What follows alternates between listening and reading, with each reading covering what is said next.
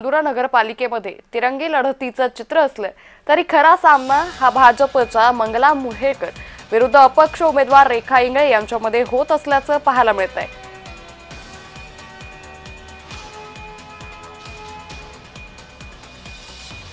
तर नांदुरा नगरपालिका निवडणुकीत भाजप विरुद्ध अपक्ष असा सामना पाहायला मिळतोय।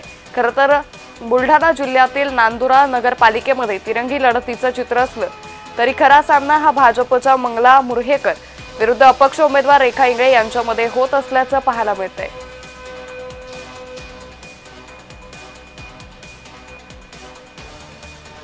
नगराध्यक्ष पदासाठी उमेदवार म्हणून भाजपने मंगला मुर्हेकर यांना संधी दिली आहे। ताई, मला सांगा, कुठले मुद्दे आहेत या निवडणुकीमध्ये, कुठले मुद्दे घेऊन तुम्ही निवडणूक लढताय? शहराचं सौंदर्यीकरण, त्यानंतर जे आपले महापुरुषांचे पुतळे आहे त्यांचं सौंदर्यीकरण, नंतर मूलभूत गरजा नागरिकांच्या, तसेच हायमास्ट लाईट वगैरे जे आहेत ते, CCTV कॅमेरे पण हे करायचे आहेत, लावायचे आहेत ठिकठिकाणी चौकामध्ये, आणि प्रत्येक समाजाचे जे सभागृह आहे ते सुद्धा उभारण्यात येतील। पाणी असेल, स्वच्छता असेल किंवा आरोग्याचे मुद्दे आहेत ते कसे आतापर्यंत लोकांनी हाताळले आहेत, त्यावर तुम्ही कसं काम करणार?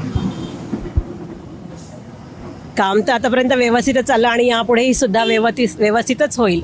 किती दिवसाआड पाणी मिळतं नांदुऱ्याला? सध्या 4 दिवसाआड। तुम्ही आल्यानंतर काय असेल परिस्थिती? सर्वात पहिले पाणी योजनेची जी हे केलेली आहे योजना, त्यावर कार्य करायचं आहे, म्हणजे नागरिकांना 24 तास पाणी मिळेल याची सोय करायची आहे। नक्कीच स्थानिक मुद्द्यांना घेऊन ही संपूर्ण निवडणूक जी आहे ती लढवली जाते। भाजपच्या उमेदवारांकडून देखील संपूर्ण स्थानिक मुद्दे असतील, CCTV, रस्ते, पाणी, स्वच्छता, हे सर्व मुद्दे घेऊन ते सध्या प्रचार रणांगणामध्ये उतरले आहे। त्यामुळे नांदुराकर जनता जी आहे येणाऱ्या निवडणुकीच्या दिवशी कुणाला मतदान देते आणि कशा पद्धतीनं आपला नगराध्यक्ष निवडते हे देखील पाहणं तितकंच महत्त्वाचं असणार आहे। प्रफुल्ल खंडारे, जय महाराष्ट्र न्यूज।